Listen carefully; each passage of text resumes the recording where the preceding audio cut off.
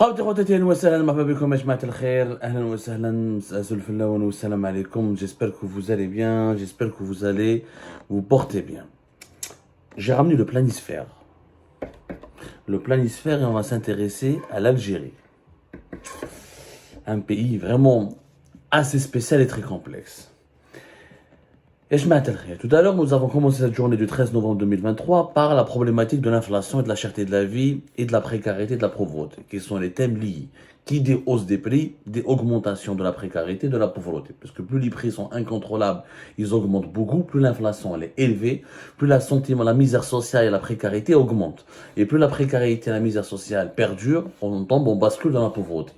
En clair, quand les prix des légumes et des fruits, des produits alimentaires et agroalimentaires augmentent beaucoup, eh ben on n'arrive pas à acheter ce qu'on veut, on n'arrive pas à se nourrir dignement. En Algérie, comme les dépenses alimentaires représentent plus de 43% des dépenses des foyers en Algérie, eh ben malheureusement, on a une crise de pouvoir d'achat. En plus, en Algérie, tout augmente. Il n'y a pas que les prix agroalimentaires, qui n'est dans l'émission de tout à l'heure, et les déodorants, les produits cosmétiques, les articles scolaires. Il n'y a pas que la nourriture, il n'y a pas que la bouffe.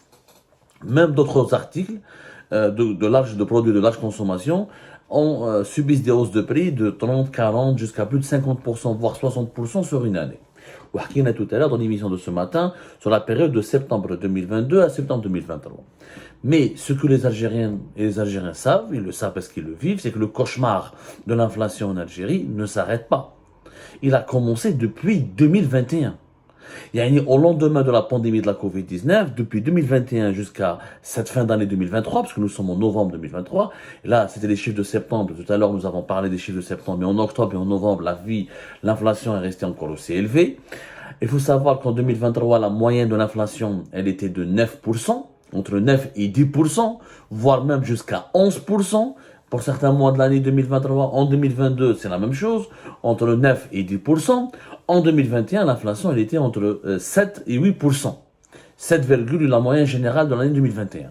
Donc ça veut dire que ça fait 3 ans que le cauchemar dure. Ça fait 3 ans que le cauchemar de la hausse des prix, de l'inflation, du tsunami inflationniste, de la cherté de la vie qui dure en Algérie. Ça fait 3 ans, c'est trop 3 ans, où les salaires sont restés bas.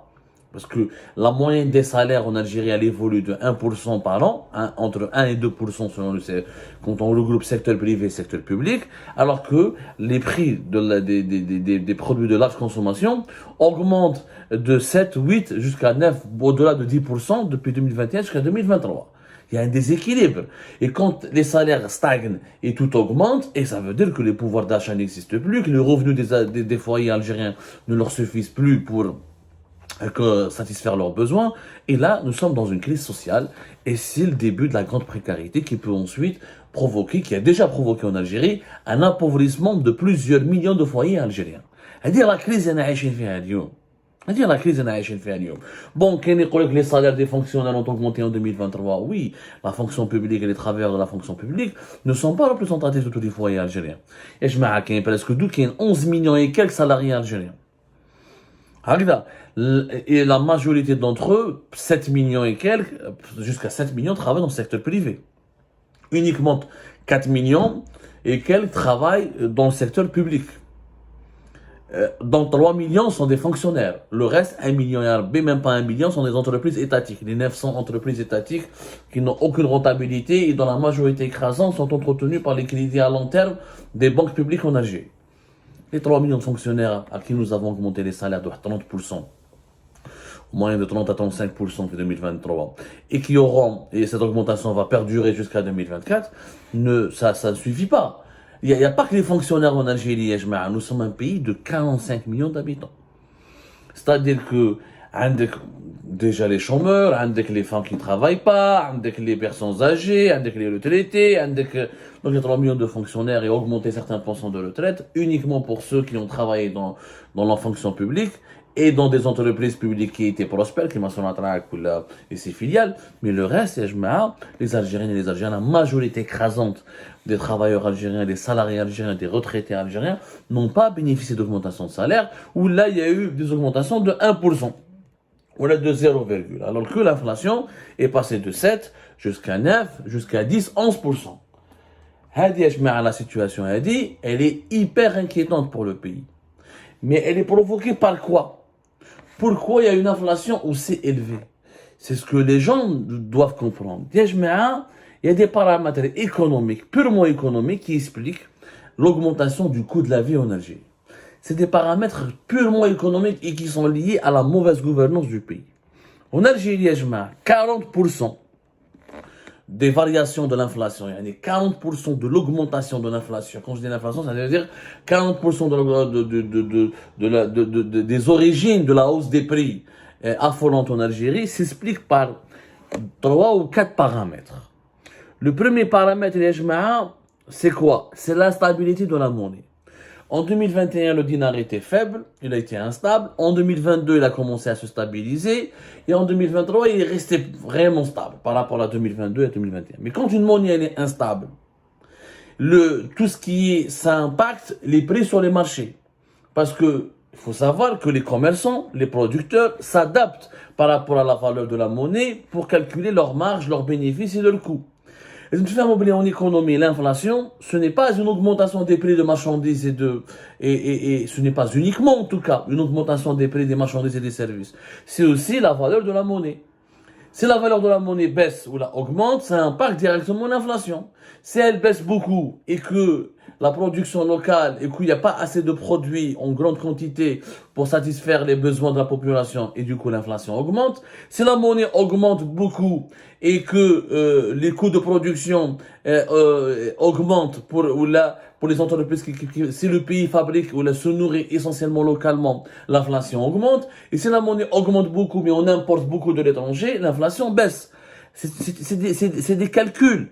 Parce que avec une monnaie, si sa valeur augmente ou la baisse par rapport au dollar et à l'euro, qui sont les principales monnaies d'échange à travers le monde pour les importations, même si la monnaie chinoise est en train de percer plus ou moins, et donc si la valeur de ta monnaie est instable, ça impacte le niveau de tes prix, le niveau des prix des produits de large consommation dans ton pays. Le dinar était instable en 2021 et une partie de 2022.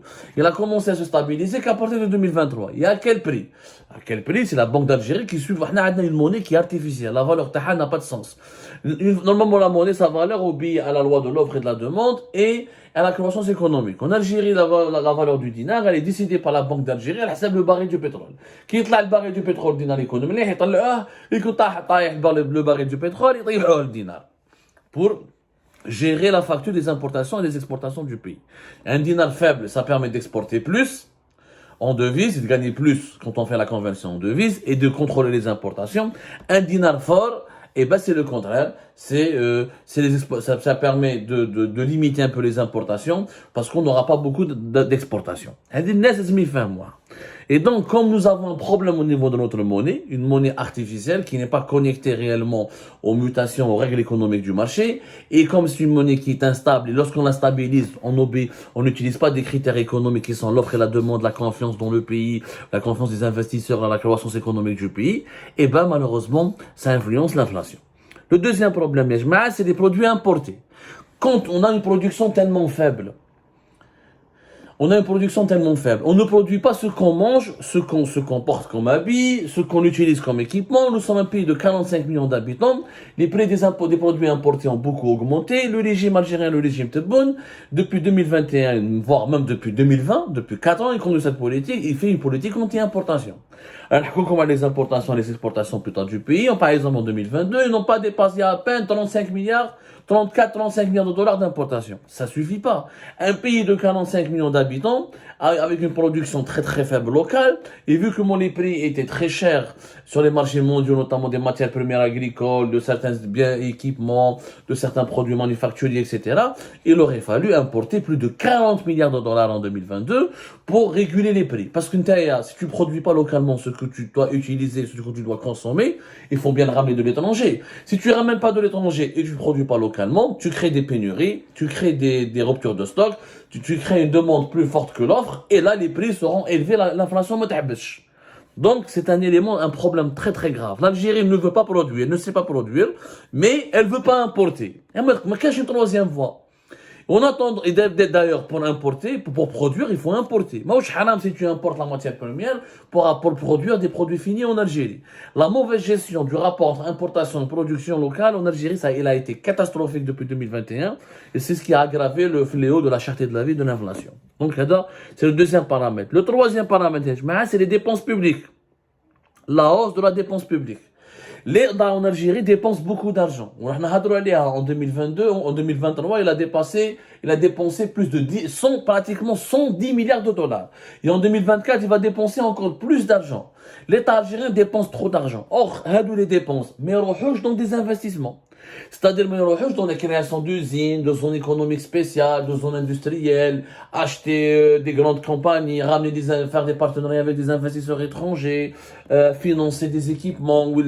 Non, l'État, l'essentiel de ses dépenses vont, même aujourd'hui, la dépense publique, elle représente jusqu'à 60% en 2024, elle va représenter selon les chiffres du FMI, du Fonds monétaire international en Algérie, jusqu'à 60%, presque plus, jusqu'à 70% du PIB de l'Algérie. Elle est de toutes les richesses nationales, alors on va dépenser maintenant 60 et quelques.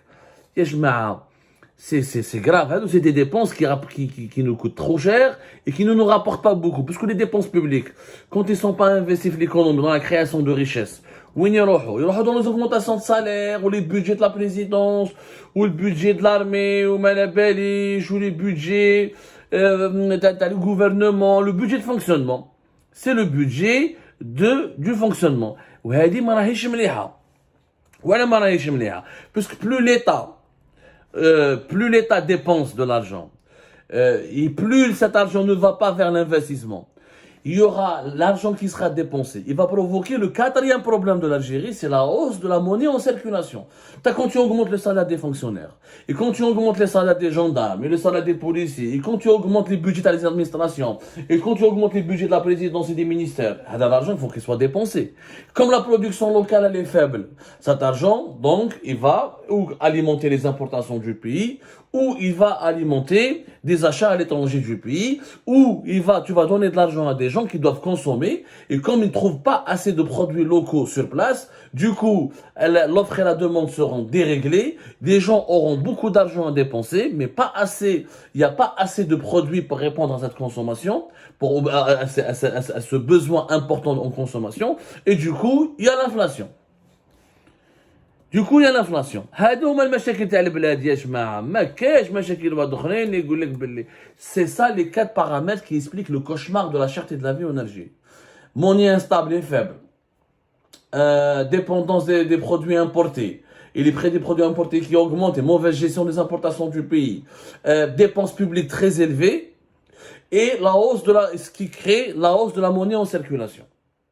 عندنا بزاف ملايير من الدينار راهم يدوروا برا ما عندنا ما نديروا بهم باسكو y a pas de suivi, y a pas de croissance économique forte.